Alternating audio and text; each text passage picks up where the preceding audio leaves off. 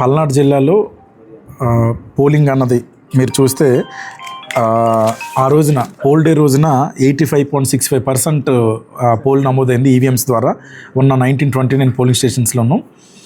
Postal ballot, home voting కలిపితే 86.76% ఇంతవరకు కూడా మనకి టోటల్గా వచ్చింది. ఇది లాస్ట్ టైం కన్నా 1% ఆల్మోస్ట్ ఎక్కువగా ఉంది.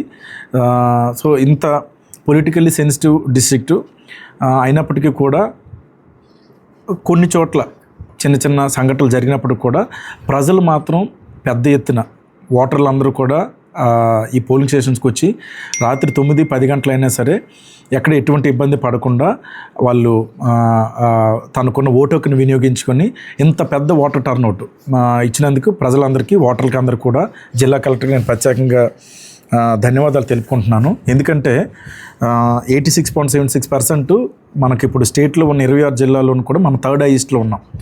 మొట్టమొదటిది ఒంగోలు జిల్లా ఎక్కువ రికార్డ్ అయింది 87%, తర్వాత చిత్తూరు జిల్లా, తర్వాత పల్నాడు జిల్లా. చిత్తూరు జిల్లాకి పల్నాడు జిల్లాకి 0.2% డిఫరెన్స్. సో మనం 3 థర్డ్ ర్యాంక్లో ఉన్నాం ఈ టోటల్ ఓటర్ టర్న్అవుట్లో. సో ఆ విధంగా కూడా ఐఎమ్ ఎక్స్ట్రీమ్లీ హ్యాపీ. ముఖ్యంగా మరొకసారి ఈ పల్నాడు జిల్లా ఓటర్లు అందరికీ కూడా నేను ప్రత్యేకంగా ధన్యవాదాలు తెలుపుకుంటున్నాను. ఎందుకంటే ఈ 1929 పోలింగ్ స్టేషన్స్లో ఒక 10-15 చోట్ల అక్కడక్కడ సంఘటనలు జరిగిన మాట వాస్తవం. అయినప్పటికీ కూడా మీడియాలో పల్నాడు జిల్లాని ఈ జరిగిన సంఘటనలన్నీ చూపించినా సరే ఎక్కడ కూడా ఎటువంటి సంకోచం కానీ, ఆందోళన కానీ, భయం కానీ లేకుండా ప్రజలందరూ వాళ్ళ రెస్పెక్టివ్ పోలింగ్ స్టేషన్స్కి వచ్చి అక్కడ వాళ్ళు చక్కగా వాళ్ళ ఓటు హక్కు అన్నది వినియోగించుకోవటం జరిగింది. ఇది మొట్టమొదటిగా మీకు చెప్పదలుచుకున్న విషయం. ఇంకా రెండోది, ఇంకా సంఘటనల దగ్గరికి వచ్చేసరికి ఓవరాల్గా లా అండ్ ఆర్డర్ అది ఆ రోజు ఎలా ఉంది, ఇప్పుడు ఎలా ఉంది అన్నది ఎస్పీ గారు బ్రీఫ్ చేస్తారు. బట్ పోలింగ్ రోజున ఇన్సైడ్ పోలింగ్ స్టేషన్లో మనకి ఒక 5 లొకేషన్స్లో 8 పోలింగ్ స్టేషన్స్ లోపల వెళ్ళి కొంచెం ఆ ఈవీఎంస్ అన్నీ కొట్టడం అది జరిగింది. అది వెంటనే అక్కడికి ROs, tahsildars, sector officers, police అందరూ కూడా విజిట్ చేసి అక్కడ ఉన్న మెషిన్స్ అన్నిటిని కూడా సెటరేట్ చేసి మళ్ళీ ప్రజలకు అక్కడ భరోసా కల్పించి అన్ని చోట్ల కూడా మళ్ళీ వెంటనే తక్కువ టైంలోనే ఆ పోలింగ్ అన్నది కండక్ట్ చేయడం జరిగింది. ఇక్కడ జరిగిన అన్ని చోట్ల కూడా మేము క్లియర్గా మెసేజ్ ఇవ్వాలనుకున్నాము. ఎక్కడ కూడా అంటే ఈ దీని ద్వారా ఏంటంటే ఎవరినైనా ఒక భయపెట్టాలనో లేకపోతే ఒకరిని ఇలా చేస్తే ఇక్కడ ఆపుతారని చెప్పి కొంతమంది చేసి ఉండొచ్చు. బట్ ఇక్కడంతా కూడా ఎలక్షన్ కమిషన్ గైడ్లైన్స్ కానీ, ఈవీఎం మెషిన్ యొక్క సెటప్ కానీ అంతా కూడా క్లియర్గా ఎక్కడైతే రిజల్ట్ ఎసెర్టైన్ అవుతుందో అక్కడ మనకి రీపోల్ అన్నది అవసరం లేదు. సో ఇవి అంతా కూడా టెక్నికల్గా ఉంటాయి, అన్నిటికీ కూడా చిప్స్ ఉంటాయి ఆ మెషిన్స్లో. ఆ చిప్లో వాళ్ళు రిజల్ట్ అన్నది మనకి ఈజీగా వస్తుంది. వీవీప్యాట్ స్లిప్స్ కూడా ఉంటాయి కాబట్టి ఏదో ఒక మనం ఖచ్చితంగా అక్కడ రిజల్ట్ అన్నది ఎసెర్టైన్ చేయొచ్చు. అది కన్ఫర్మ్ చేసుకున్నాక, బెల్ ఇంజనీర్ తోటి సర్టిఫై చేసుకున్నాక మేము అక్కడ పోల్ కూడా కండక్ట్ చేయడం జరిగింది.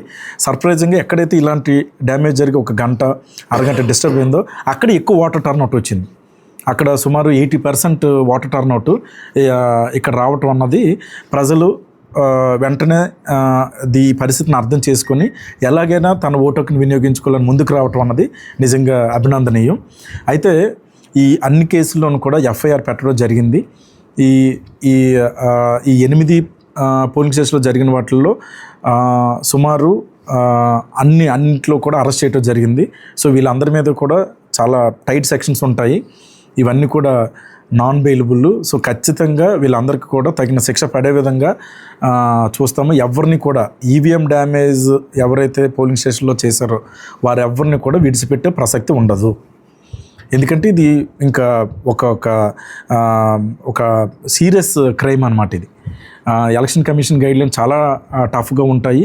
ఈ చట్టాలు కూడా చాలా పగడ్బందీగా ఉంటాయి. ఎట్టి పరిస్థితుల్లోనూ కూడా జిల్లా కలెక్టర్గా చెప్తున్నాను, ఎవరైతే ఈ డ్యామేజ్ చేశారో వారిని ఎట్టి పరిస్థితుల్లోనూ కూడా విడిచిపెట్టే ప్రసక్తి ఉండదు. అరెస్ట్ చేశాము. ఇంకా మా దగ్గర వెబ్కాస్టింగ్ కెమెరాస్ ఉన్నాయి. అందులో ప్రతి ఒక్కరు కూడా ఐడెంటిఫై మేము చేస్తున్నాము. వారు ఎవరు ఎక్కడున్నా సరే ఆ మిగిలిన వాళ్ళు కూడా అరెస్ట్ చేసి వాళ్ళకి తగిన శిక్ష అమలయ్యే విధంగా మేము చూస్తాము. ఆ తర్వాత ఇంకా కొన్ని సంఘటనలు జరిగాయి. తర్వాత నెక్స్ట్ డే మనకి మా కారంపూడిలోనూ గురజాల్లో జరిగినప్పుడు కూడా మళ్ళీ సాయంత్రం కల్లా నైట్ కల్లా మొత్తం అంతా కూడా లా అండ్ ఆర్డర్ అంతా కూడా స్టేబుల్ చేసాము. నైట్ సాయంత్రం నుంచి మళ్ళీ 144 ప్రొమల్గేట్ చేసి ఎక్కడ కూడా ఎటువంటి సంఘటన లేకుండా చేశాము. సో దాని ఇంపాక్ట్ మీరు అందరూ కూడా చూస్తున్నారు. సో నిన్న కానీ ఈరోజు కానీ ఎక్కడ కూడా ఎటువంటి సంఘటన కూడా మనకి రికార్డ్ కాలేదు. ఇదే లా అండ్ ఆర్డర్ అన్నది నెక్స్ట్ మనకి ఎప్పుడు కూడా కంటిన్యూ చేస్తాము. మనకి కౌంటింగ్ వరకు కూడా మనది పొలిటికల్లీ సెన్సిటివ్ డిస్ట్రిక్ట్ కాబట్టి కౌంటింగ్ తర్వాత కూడా వచ్చేవన్నీ ఇప్పటి నుంచే అసెస్ చేసుకొని ఎక్కడ కూడా ఇంకా ఫర్దర్గా ఎటువంటి సంఘటన లేకుండా లా అండ్ ఆర్డర్ డిస్టర్బ్ కాకుండా నేను ఎస్పీ గారు కోఆర్డినేట్ చేసుకొని టోటల్గా ఇదే ఈ పీస్ఫుల్ కండిషన్ అన్నది సిచ్యువేషన్ అన్నది కంటిన్యూ చేస్తాం.